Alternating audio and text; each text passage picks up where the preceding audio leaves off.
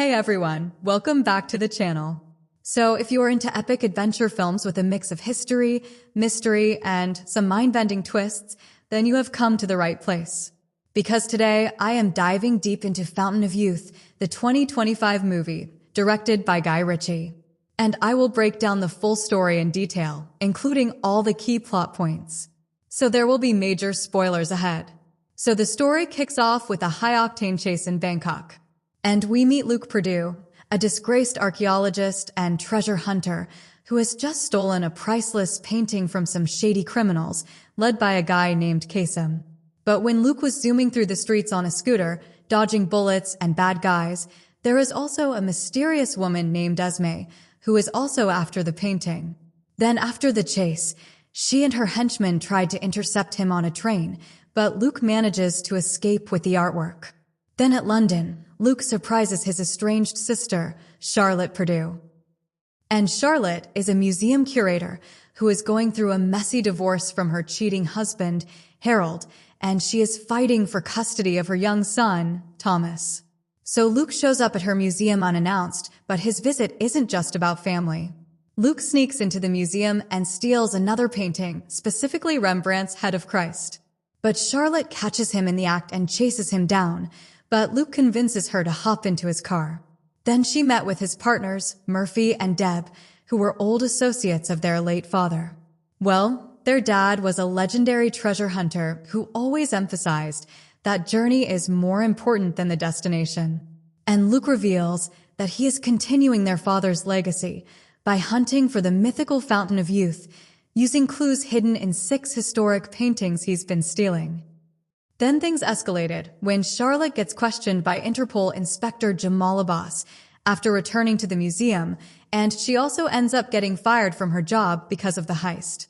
Then furiously, she confronts Luke at his hideout, where she meets Owen Carver, a wealthy corporate raider who is supposedly dying of terminal liver cancer. And Owen is bankrolling the entire operation because he believes the fountain can cure him and grant him eternal life. Then to sweeten the deal, Owen promises Charlotte a top lawyer to help her win custody of Thomas. And in their conversation of the fountain, a secret society called Protectors of the Path was revealed, and they have guarded the fountain for centuries. But a rogue faction hid clues in those paintings, including the one from the museum. But Charlotte admits that the museum's painting was actually a duplicate. But reluctantly, Charlotte joins the team, bringing her history expertise and her son Thomas along for the ride. But don't confuse Thomas with the average boy, because he is a musical prodigy, and Thomas's musical talents come in handy later for decoding clues. Meanwhile, Esme reports back to the elder of the Protectors, who warns her to do whatever it takes to keep the fountain hidden for humanity's protection.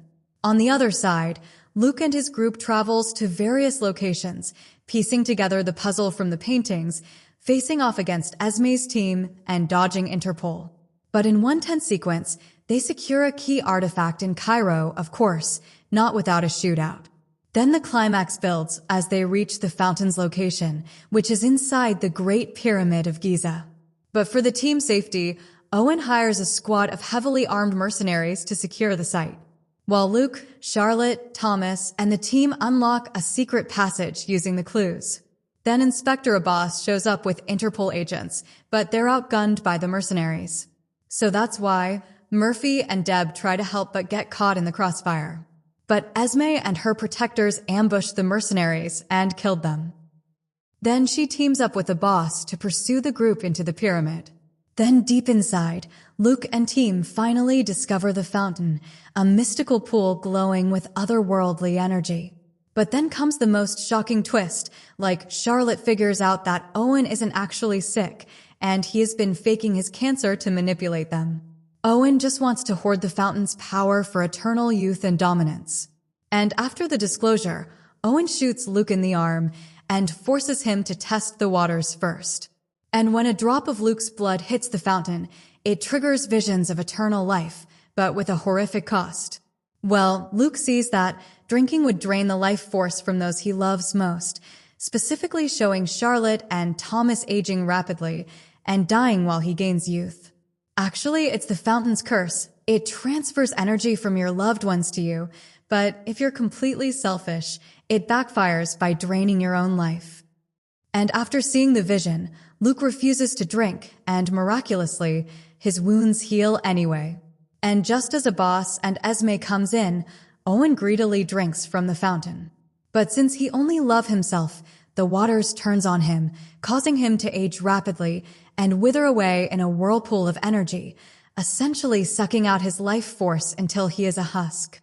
Then Esme uses a special key from the Elder to seal the chamber, trapping the dying Owen and his bodyguard inside. And the group barely escapes the collapsing room. Then outside, Charlotte convinces a boss to pin all the crimes on the missing Owen, clearing their names. Esme then shares a flirty kiss with Luke and warned him that if he keeps chasing forbidden treasures, then their paths will cross again. Then Luke reunites with his team, promising to help Charlotte find a stable job, but Thomas excitedly suggests that they should plan their next adventure, hinting at more to come. But I don't think that there will be a sequel of this movie because of its poor performance. But let's break down that ending specifically for better understanding. Actually, the fountain isn't just a source of youth, but a moral test. And it shows that for someone like Luke, who values family, drinking would kill his loved ones to extend his life, which is why he rejects it and gets healed as a reward for his choice. But on the other side, Owen, being a self-centered villain, gets the opposite. Like the fountain drains him completely because there's no one's life to steal from but his own.